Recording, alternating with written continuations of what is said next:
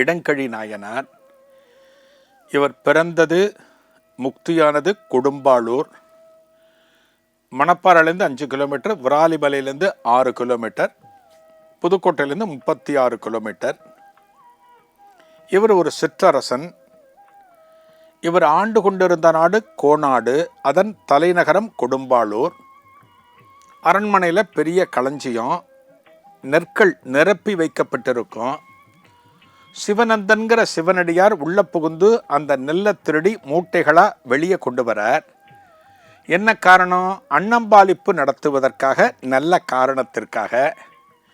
வெளியே வருகிற போது அரண்மனை காவலர்களிடம் மாட்டிக்கொண்டு விடுகிறார். ஏன்னா அவருக்கு முன்ன பின்ன திருடி பழக்கம் இல்லை. திருடி பழக்கம் இருந்தால் தப்பிச்சு போயிடலாம், வழியெல்லாம் தெரியும். இவர் ரொம்ப சுலபமாக மாட்டிக்கிட்டார். காவலர்கள் என்ன பண்ணுறாங்க, அவர் பிடிச்சி வச்சுட்டு காலங்கார்த்தால ராஜா கிட்ட ஒப்படைக்கிறாங்க.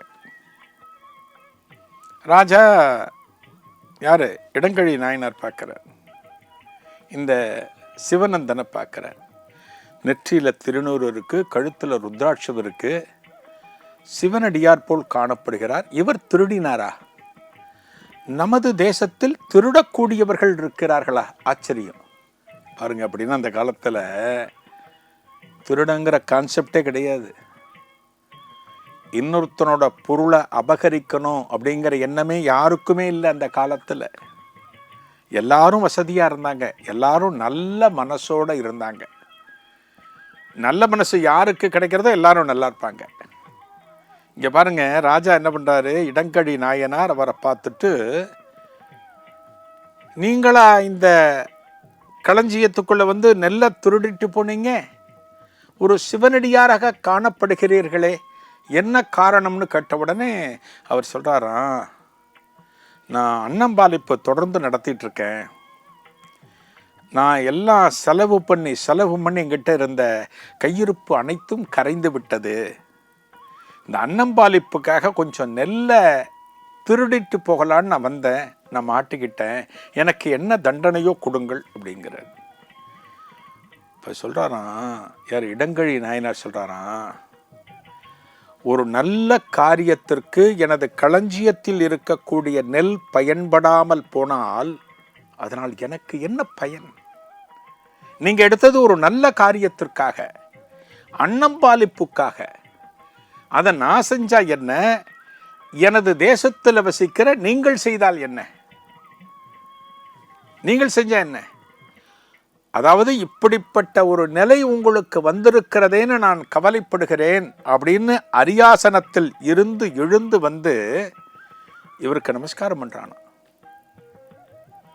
அவன் என்ன சொல்றான், யார்? இடங்கழி நாயனார், நீங்க எப்ப வேண்டுமானாலும் இந்த களஞ்சியத்திலிருந்து நீங்க நெல் எடுத்துட்டு போகலாம் அன்னம்பாலிப்புக்கு. அதுபோல எனது கருவூலத்திற்கு வந்து எத்தனை பொன்னையும் பொருளையும் வேண்டுமானாலும் நல்ல காரியங்களுக்காக எடுத்து செல்லலாம் அப்படின்னு சொல்றானா. இது மட்டுமல்ல, இடங்கழி நாயனார் இதோட நிறுத்தல. இவருக்கு மட்டும் கொடுத்தார்னா சொல்லலாம், என்னடா அவருக்கு மட்டும் வந்து எடுத்துட்டு போகலான்னா, அவர் எப்போதானே வருவாரு, எப்போதானே பொன்னையும் பொருளையும் எடுத்துட்டு போகலாம் அப்படின்னு நமக்கு தோணலாம். என்ன பண்றாராம் இடங்கழி நாயனார்? அடுத்து சொல்றாராம், இவர் மட்டுமல்ல, எனது ஆட்சிக்கு உட்பட்ட பகுதியில் வசிக்கக்கூடிய எவருமே சிவனடியார்களுக்கு வழங்க வேண்டும், அன்னம்பாலிப்பு நடத்த வேண்டும் என்றால் எப்போது வேண்டுமானாலும் வந்து எனது அனுமதி இல்லாமல் களஞ்சியத்தில் இருந்து நெற்மணிகளை எடுத்து செல்லலாம், எனது கருவூலத்தில் இருந்து பொன்னையும் பொருளையும் எடுத்து செல்லலாம். இதை உடனே இந்த நாட்டு மக்களுக்கு தண்டோரா போட்டு அறிவியுங்கள் அப்படின்னு தனது மந்திரிக்கு உத்தரவிடுகிறாராம். அதாவது இவருக்கு மட்டுமல்ல, நல்ல காரியத்தை யார் செஞ்சாலுமே அவர்கள் தாராளமாக அரண்மனைக்குள் வந்து எடுத்துட்டு போகலாம் அப்படின்னு சொல்லிட்டு இந்த மன்னன் சொல்றானா, யார்? இடங்கழி நாயனார் சொல்றாராம், சிவனுக்கு பயன்படாத, சிவனடியார்களுக்கு பயன்படாத சொத்து நான் சேர்த்து வச்சு என்ன பண்ண போறேன்? என்னிடம் இருக்கிற களஞ்சியம் களஞ்சியம் அல்ல. உங்களை போன்ற சிவனடியார்கள் தான் நான் பெற்றிருக்கிற மிகப்பெரிய களஞ்சியம், மிகப்பெரிய பொக்கிஷம், மிகப்பெரிய சொத்து.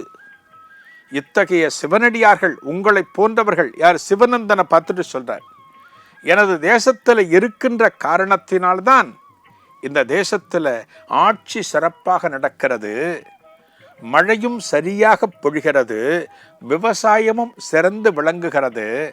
அதனால நீங்க எப்ப வேணாலும் எடுத்துட்டு போகலாம் அப்படின்னு இடங்கழி நாயனார் அறிவிக்கிறாராம். இதனால தான் அவர் நாயனாரானார். இந்த அறிவிப்பை வெளியிட்ட உடனே இந்த வள்ளலுக்கு முன்னால் ஈசன் தோன்றி காட்சி கொடுத்து அந்த சமயத்திலேயே அவருக்கு அருளினாராம். இப்படிப்பட்ட ஒரு நல்ல காரியத்தை பற்றியே நீ இன்னும் பல ஆண்டுகள் வாழ வேண்டும். புரிஞ்சுக்குங்க, நல்ல காரியம் ஒருத்தர் செய்யறார்னா இறைவனோட அருளோட அவரால் பல காலம் வாழ முடியும். பல காலம் வாழ்வதற்கு இறைவன் இவருக்கு ஆசிகளை புரிந்துவிட்டு, நீ நிறைய நாள் இரு, உன்னோட நல்ல காரியத்தை தொடர்ந்து பண்ணு, எந்த காலத்தில் நீ மேலே வரணுமோ கைலாயத்தை அடையணுமோ அந்த நாட்களில் நான் உன்னை கூப்பிட்டுக்கிறேன், நான் உன்னை போட்டுக்கிறேன், அது வரைக்கும் நீ இந்த வேலையை பண்ணிட்டே இரு அப்படின்னு பகவானே சொல்லி இந்த நல்ல காரியம் இந்த இடங்கழி நாயனாரது ஆட்சி காலத்தில் மன்னரால் மட்டுமல்ல, அந்த பகுதியில் இருக்கிற சிவனடியார்கள் அத்தனை பேராலும் தொடர்ந்து நடத்தப்பெற்றதாம். அதனால தான் அன்னம்பாலிப்பு அப்படிங்கிற விஷயம் மிக உயர்ந்ததாக போற்றப்படுகிறது. இடங்கழி நாயனார் எப்பேற்பட்ட மகான் பாருங்க. இந்த கஜானன் இருக்கிற சொத்தெல்லாம் எனக்கு மட்டுமல்ல, ஊர்க்காரர்கள் அனைவருக்கும் சொந்தமானது, எல்லோரும் எடுத்து செல்லலாம், நற்காரியங்களுக்கு பயன்படுத்தலாம்னு சொல்றாருன்னா அவரை விட மகாத்மாவை எங்க பார்க்க முடியும்? அதனாலதான் அவர் நாயனார் வரிசையில சேர்ந்தார். நாளைய குருவே சரணத்துல ஆய்மூர் ஐயாறு சுவாமிகள், இந்த மகானத்தான் நம்ம தரிசனம் பண்ண போறோம். ஐயனார் சுவாமிகள்னு சொல்லுவாங்க. இது எங்க இருக்கு? ஆய்மூர் திருக்குவளை, திருவாரூர் பக்கத்துல திருக்குவளை. உங்க அத்தனை பேருக்கும் திருக்குவளை தெரியும். அந்த திருக்குவளை பக்கத்துல தான் இந்த ஆய்மூர் காணப்படுகிறது. நாளைய குருவே சரணத்தில் ஆய்மூர் ஐயாறு சுவாமிகளை தரிசனம் செய்யலாம். நன்றி, வணக்கம்.